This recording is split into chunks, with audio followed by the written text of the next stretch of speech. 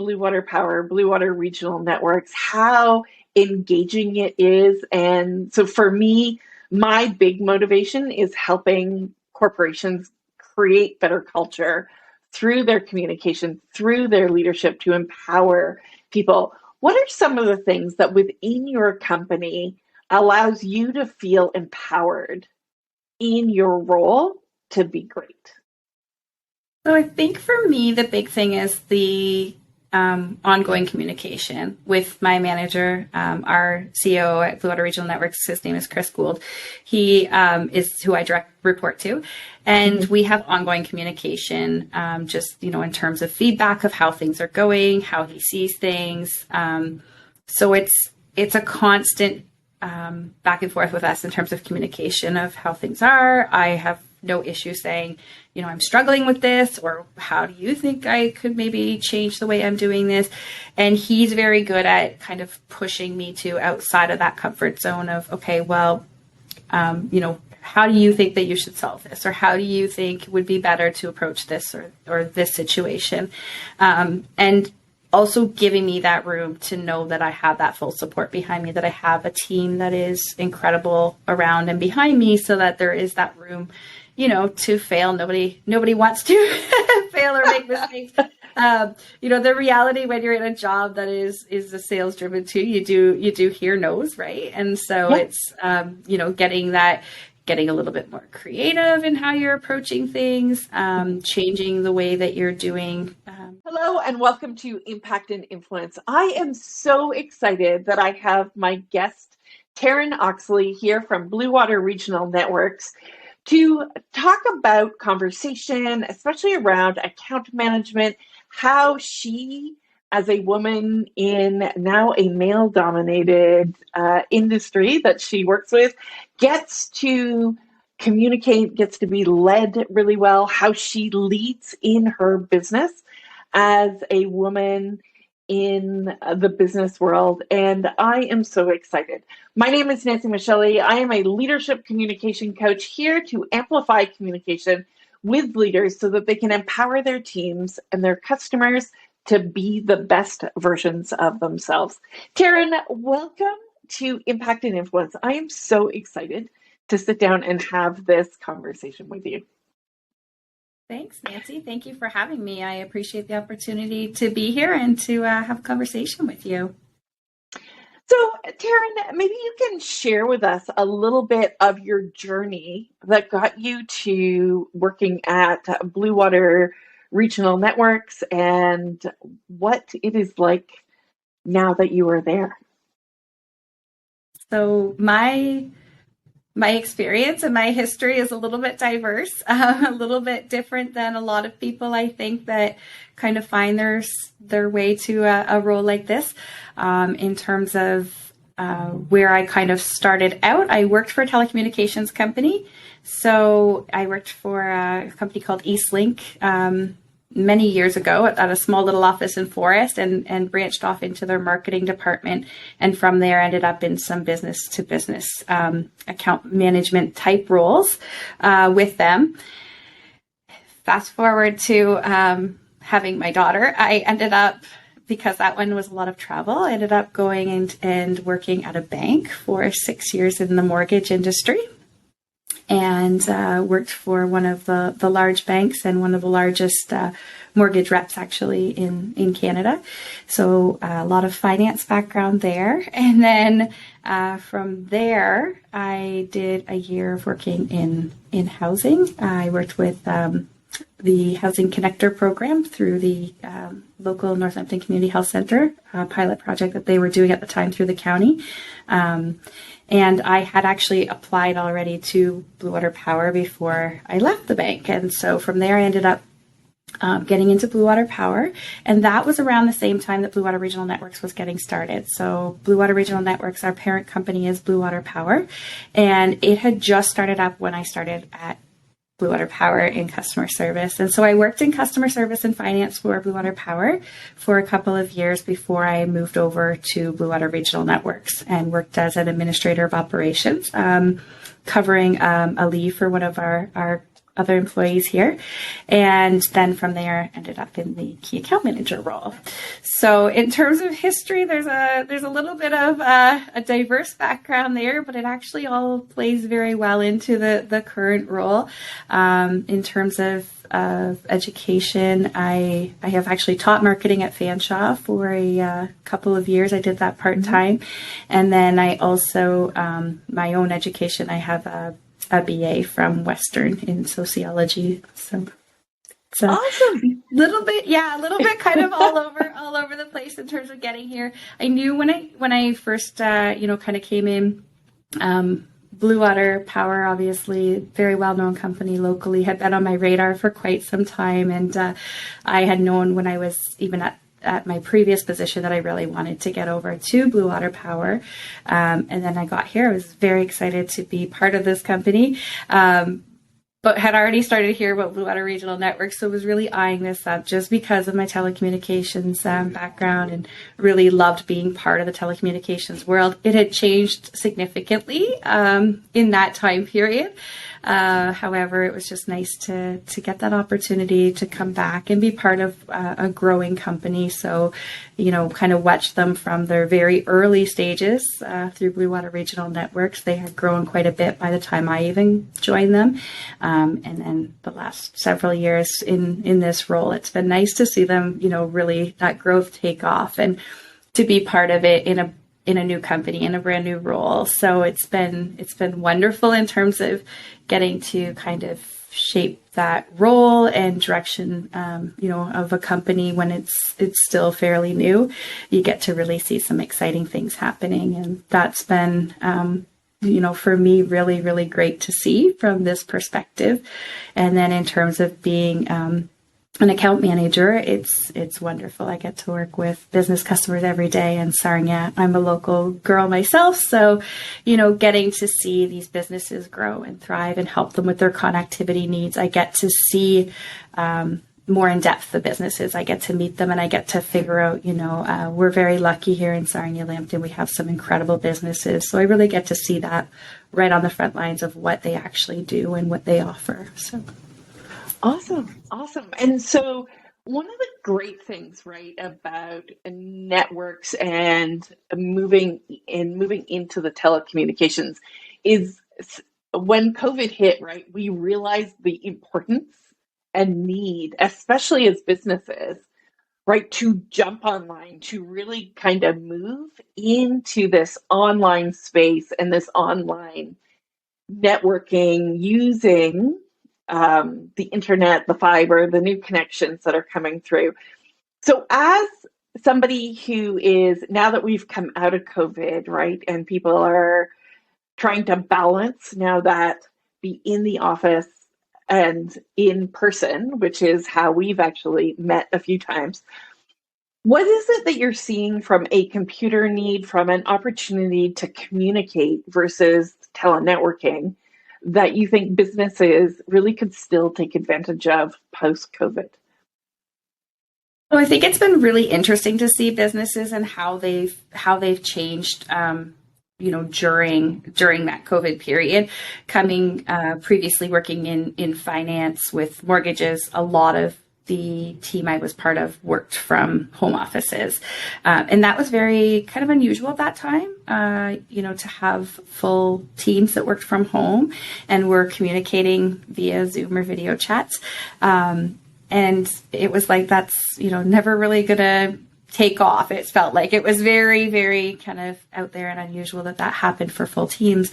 And then, comes COVID and everybody suddenly needs to connect. And certainly we saw an increase even from our own customers of, making sure that they were set up in terms of being able to VPN in and being able to keep those communications open. We know that face-to-face communication obviously is very important. And when you're in a situation like COVID, you want to have as much face time as you can, even if it's on video, checking in with your employees and things like that. And really keeping businesses running and how to do that from offsite. So I think people were really good at adapting quickly. But coming as we're starting to come out of it, and you and I have had the pleasure of meeting several times at networking events and sitting face to face. And I know it's always mentioned, it's great to see people in person again. And for me, starting to recognize my customers without their masks and them without my mask on, and just getting to chat in person is great. But I think it's really changed the way that we've integrated technology into a lot of businesses. So I see a lot more businesses that are offering, whether it's offering a blended role or more opportunities to meet, in person or on video. That's becoming more and more common, right? It's you can set up a face-to-face, or you can set up a Zoom or a Teams meeting. And it's really allowed people to realize that technology is here to stay and that it has a great place. I think many of us, obviously in the first, especially year of COVID, when we felt like we had, 8 to 10 Zoom meetings a day, sometimes we couldn't wait to get away from it. And now I really like that blend. I meet with customers every single day. I meet with many, several a week that I still do virtual meetings. And I like that has really become part of our life and part of, what we're doing. I think it's allowed people to run their businesses a little bit differently too. Now having that technology, making sure they have the connectivity that they need to be able to run that business, whether they have most of their workforce are at home or in the office, and just really ensuring that everything was running smoothly. And we have a lot of businesses here in Sarnia-Lambton that, required really still to run around the clock and to ensure that they were able to meet those needs. So being able to make sure that everybody was able to safely do that and manage the business the best they could. I was really proud to see how well Sarnia did with all of that. It was a big change for the whole world. I think it was a big change. Yeah, it was a huge change. And I was working at an engineering company at the time. And all of a sudden, we were doing all kinds of things to help people go to their home and work from there and do that transition like pretty much overnight. And I am so grateful for the IT team who worked with us to help make that happen so quickly, right? Like it really is a matter of a team perspective and how and making sure that all the networks and everything were connected so that people could still show up and do their great work and pivot, and then bringing them back into the office and trying to figure out this balance of hybrid versus work with people is always interesting. Yeah, our IT team here was amazing in helping set up those that were working from home and how that was going to work. Yeah. And even just simple things, right? Like we have multiple monitors here at work. And so, they're setting up the laptops. Our IT team was like, who needs additional monitors? Who needs that for your job to, function smoothly and to really be able to be comfortable in your home working. So I was lucky I had a home office already set up from my previous role. So I was ergonomically correct, not working, at the dining room table or on the couch or anything. Like some of my friends are like, how do you do this? I'm like, first of all, set your desk up properly. True. And one of the other big challenges, right, was for women with their children being at home and spending so much time. And as much as, yes, some fathers did it, I think a lot of that shouldered on women during that time period. And so I think just all of that added challenge to the process. But people responded really well. And I think that's one of the powerful things to know is that people responded well and showed up and performed from that perspective. So let's leave COVID and move into the world post-COVID, because I think there's a lot of great things that you have inside of you that are so worth sharing. So one of the things you mentioned is you teach marketing. You have a background in marketing. You are sitting in a key account manager role.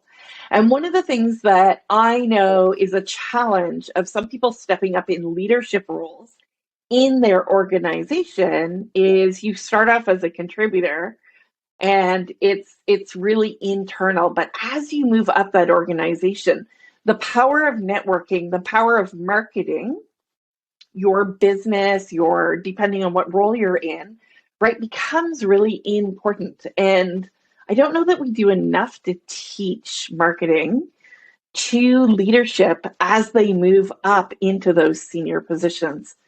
What are some of the top tips that you would give to somebody around marketing and connecting with businesses outside of theirs?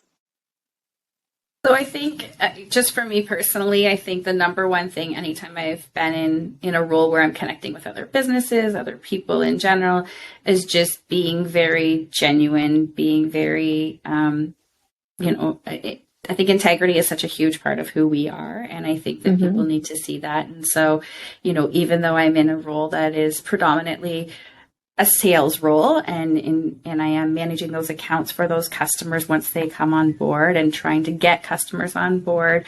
At the end of the day, my number one goal is just to make sure that people know who we are and that we're here, and that I want to see businesses succeed in Sarnia area. And I want to walk away from every interaction with people. We all want to be liked, so I want people to like me, but I want them to just be like, genuinely feeling like, I was very genuine in the way I approached them, and just very upfront about things, very transparent when they get to that point where we're actually looking at bringing them, onto our network. If we can meet their connectivity needs, making sure that they have that trust in that relationship. That's a huge, huge piece, right? You don't want to be, doing business with any company that you have any kind of concerns about that relationship. And really, for me, I am the face of Blue Water Regional Networks when I'm walking into these businesses. And so for many of them, I am their first impression of the company, because they don't always know that we're out there. We haven't done a lot of advertising. We were very lucky when we launched. We were word of mouth referrals, a testament to Sarnia and the way Sarnia is. And those referrals still are the best source of business. There's nothing better than somebody saying to another business, oh, Nancy, your business really needs this, and I have a contact, let me put you in touch with her. So that is still really important to our business, but it's that trust and that first impression. And so whenever I'm meeting people, I want them to leave them with that good impression, even if it's not going to be a good fit right now for them, and we're not going to meet their connectivity needs. For me, I want to find out what those needs are, and are we a good fit, right? It's not, for me, about going out and getting those sales. It's about making sure that I understand their needs, and then how can I meet those needs, and then moving forward, ensuring that they know that they have me there to help them every step of the way, and then I'm going to be around for the long haul to help them through that process. So it's really just that first impression, and I think sometimes it can be difficult when you're out there, because you're marketing yourself, you're marketing your company every time you walk into the door of a business, right? Especially as the world's opened up post-COVID, it's a lot more of like the, stopping in. If I'm going to see a customer and I have other potential customers on their street, I'll just stop in and introduce myself. Or when I'm out at events, I do a lot of the networking events and things like that. Yeah. It's being very much aware I'm representing our company at all times at those events, and that for many people, I am that first impression of the company. And I think it's something that, it comes a lot too with the pride in where you work and the company you work for. And I see it with many of my coworkers and colleagues here too, is that they're just really good representations of our company. But I think a lot of that comes from the culture of the company that we're with, and how proud we are to work here. And that starts, at the very top of the organization. We have an incredible CEO. We have an incredible senior management team. And it just filters right down, right? But I think that in any business, you need to have the right people, and you need to have people that you are comfortable with. They are always representing your company, right? So I think I'm very, aware of that. anywhere I've ever been, that, you know, I'm representing that first face potentially of Blue Water Regional Networks, and as part of Blue Water Power Group of companies. I think that's really important. And I think it's, like you said, something that maybe isn't necessarily taught enough when you're kind of starting out and coming into some businesses. And it's interesting. I was lucky when I taught marketing, because I taught people that were already in the business world. I taught continuing education. Right. So I had people that were already in that world, but a lot of them were moving into marketing for the first time. And so we would have conversations around that too. You know, what does that look like? And what does that mean to, you know, you're spending all this time on this marketing for your company. And what does that look like when you are also the face of the company out there, right?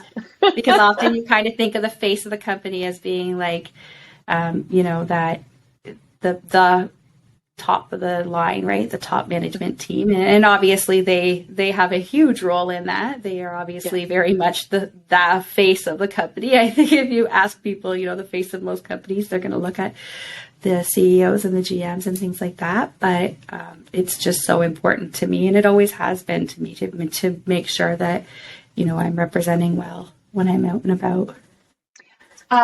One of the things, and I've loved how you present yourself at networking events, and it's been such a pleasure to get to know you over the last few months, especially with the Women in Business Committee.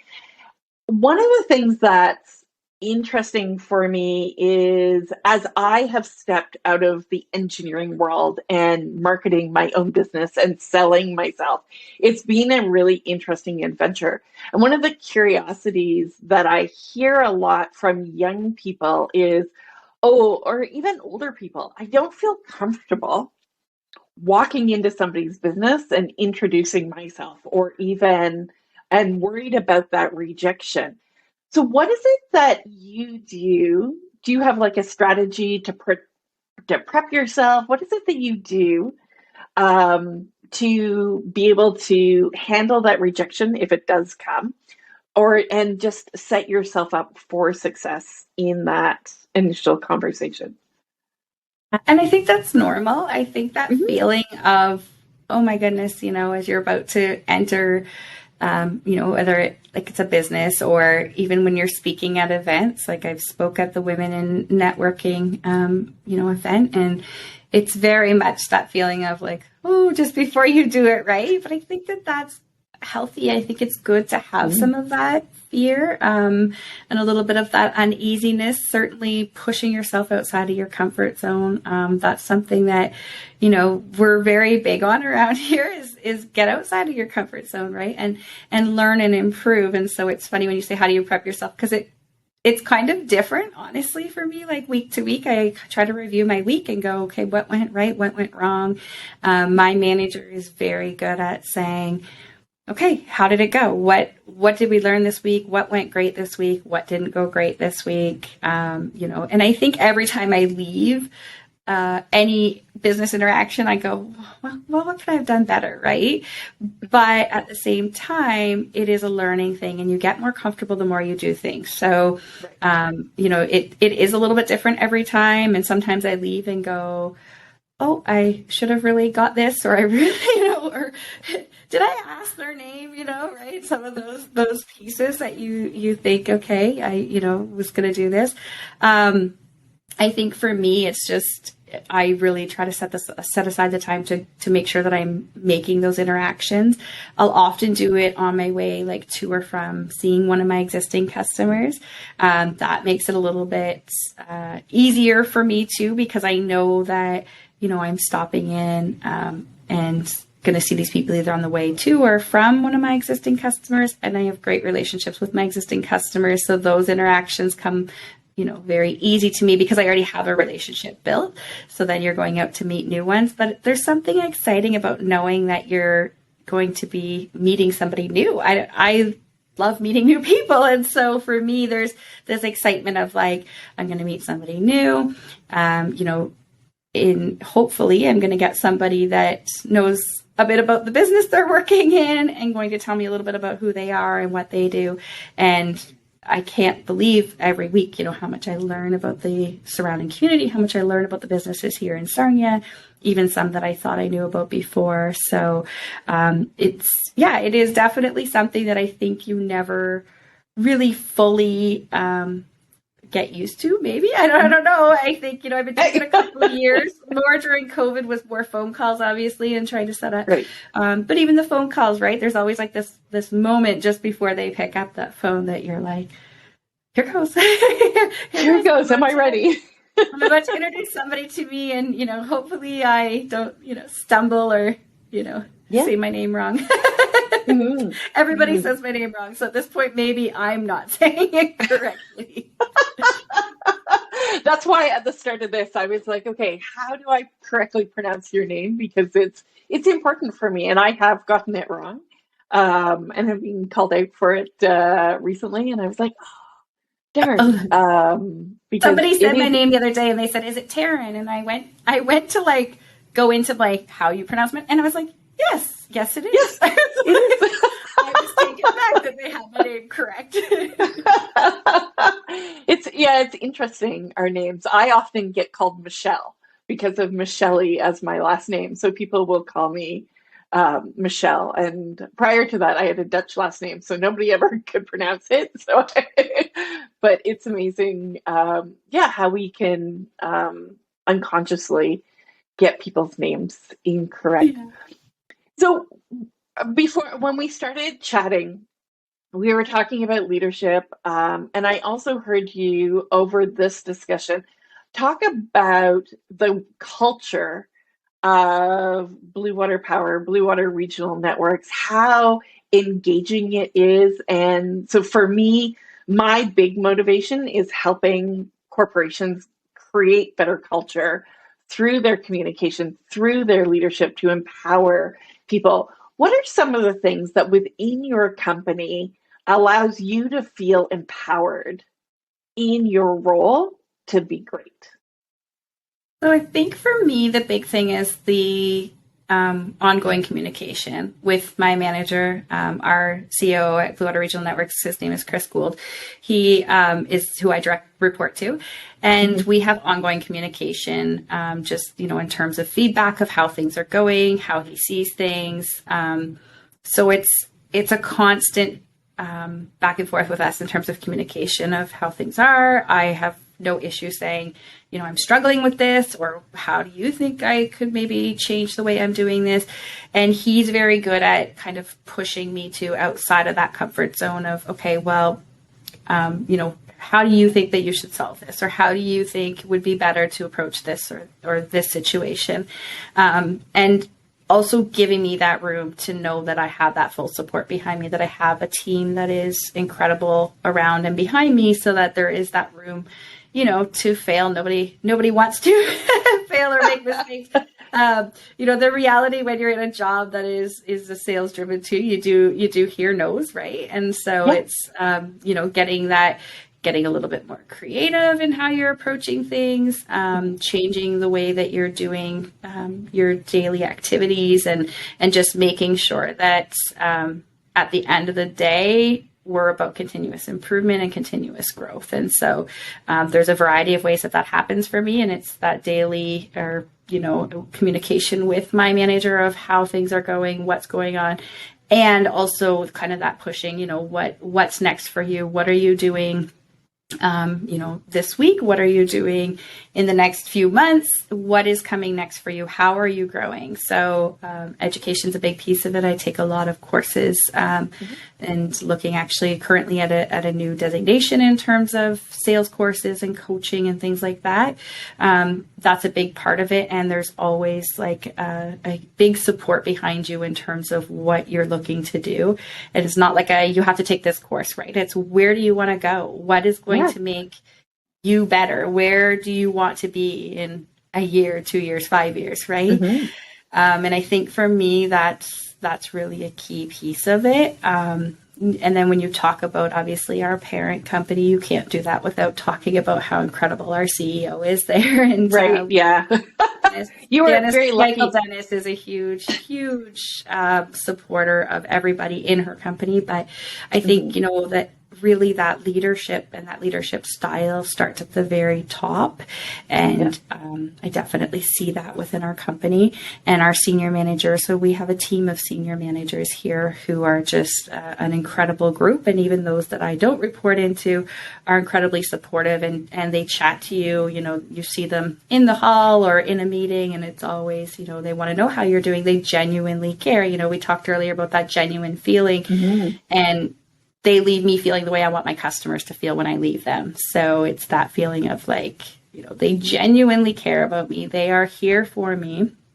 And it's about so much more than a business. I mean, it's, you know, I know it's like the cliche, like it's like a family, but it really truly is like a family feeling, right? And you know that you have that support and that ongoing, you know, communication. And I think that that's really a key. And I think you're seeing that a lot more out. And I don't know, you can probably answer this better than me because you work with so many in terms of leadership, but I'm starting to see a shift even in friends of mine in the business industry in the way that, and some of them, it's funny, we've kind of like got to this point where like, now some of my friends are moving into like these management type roles and managing teams. But even the ones who have managers who are, they're reporting up to, I'm seeing a big change in that communication piece and in it being more of a collaborative team effort of where are we going as a team, right? And what are we doing as a team? And I think that that is a huge part of certainly of our business here is that leadership piece is so much more about where we're going as a team, and our input is very valued. It's not a, you know, this is what we're doing and this is where we're going. It's not a telling us, it's an asking and how do we get there together, right? And I think that great leaders do that. They give you that room to grow. They give you that room to you know, move outside of your comfort zone while still knowing that you have the support from them and that safety net, but to make some of those decisions on your own and to really kind of push yourself and be better. And that's really what it's all about for me, is that growth piece, right? Of who am I going to be in a year and in 2 years and that kind of thing. So it's very cool to see in a company, you know, this size. We're not small by any means in terms of our parent company, and just to see that kind of leadership style, and you see it filter down, you know, all the way. You talk about the people on the front lines representing the company, and you see that filter down to even our newest employees. So that's fantastic, right? Like when you've got senior leadership who is open to collaborate and empower their staff, you start to see it filter down, right? You start to see it not just internally, but as you said, show out externally with your customers, right? You treat your customers in a representation to how your leadership treats you. And I think that's one thing that leaders, the better you can get at treating your employees well and setting the example, then they will also reflect that out. And it's also choosing the right people, right, to be on your team.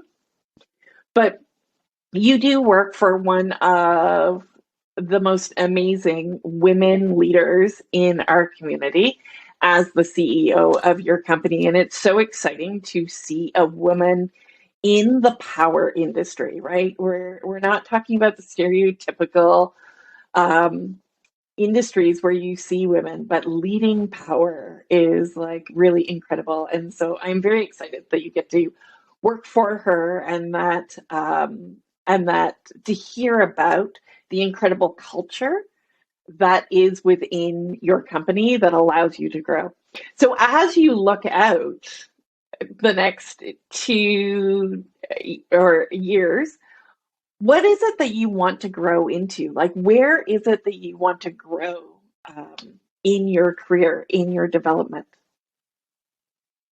So I think for me, you know, when I look kind of at the next, whether it's 2 years, even 5 years, I think it's this role, but it's really growing more in this role, right? It's growing not just the customers that I have that are my network partners that I get to work with every single day, but growing as a person in this role and making sure that, I am showing up for my customers in the absolute best way I can, which I feel like I do every single day. But that also does mean, taking those courses and learning those things. The internet industry, telecommunications industry as a whole, is ever changing. Technology is ever changing. I am very lucky here. I have an incredible technical team that stands beside me every single day and will answer any and every question I have, because I am not a technical background person.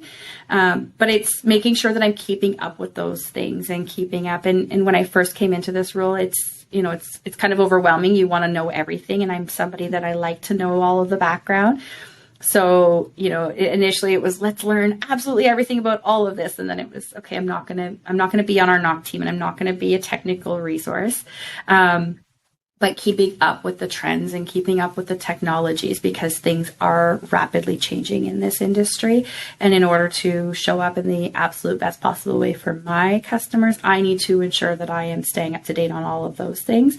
And at the same time, bettering myself. And that means taking some of those courses and changing my communication, right? And things change and you grow. And I think when you talk about whether it's great leaders or even in a role like mine, where you're an account manager with customers, it's that constant growth, right? It's not, okay, well, I'm here and I know what I'm doing, so I'm comfortable. It's constantly growing and evolving that. And in my personal life, I coach baseball. I coach teenage girls because my daughter's that age. I used to coach hockey before I had my daughter. Actually, I coached hockey for 5 years.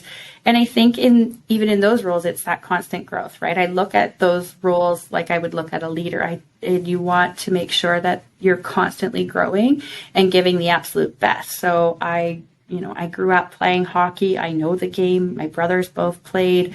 My older brother played in the OHL. He was drafted to the NHL. So, I grew up in arenas. I know the game, but things are constantly changing. And so you need to be part of that growth, and you need to do what you can to better yourself, to make sure that you're growing as the industry or the sport is growing, right? And then that you're changing and making sure that your communication styles are meeting the communication styles as things change and as society, as we change and we progress, and what our customers want changes, right? Just in the same way that, when I coached hockey almost 20 years ago now, that's a long time ago, I coach very differently. And part of that might be that I'm a mom now, but I coached very differently when I coached hockey than I coached baseball last summer, right? Because communication styles have changed, the way that these, and ironically, I coach the exact same age in hockey that I coach in baseball. But the communication styles are changing, and the expectations of your customers, your clients, your players are changing, right? And of their families. And so I think it's important to continue to grow with those things. And I think whether that's as a leader or as, a coach or whatever role you're in. So for me as an account manager, I think it's really important that I continue to, push myself to grow and just be a better person and grow with my customers. I think in terms of, keeping up with the technology and also what's happening within Sarnia-Lambton, Sarnia-Lambton Economic Partnership and groups like that have really worked hard to continue to push Sarnia to be a better place for everyone. And so I think keeping up as well on what's happening in the entire business world in terms of trends and what's happening, what's coming to Sarnia, what's going on locally. And we have some great partners here in Sarnia. We have some great organizations. We have the college, we have Blue Water Health, both of which are doing amazing things. We have the city of Sarnia and places like Village of Point Edward that are looking at attracting new people and keeping our residents here happy. So I think it's kind of trying to keep up on all of that. So it will certainly be a challenging and a busy couple of years, but it's what I love and it's what I'm interested in. Oh, that's so awesome. And you speak so highly of our community, and I love it here. I've been here for 28 years, I think, at this stage, which kind of boggles my mind that time has gone by. Amazing how fast 20 years goes. It really is. It is. But you're right. Like communication is always changing, it's always evolving. And as people, right, it's important that we evolve with it.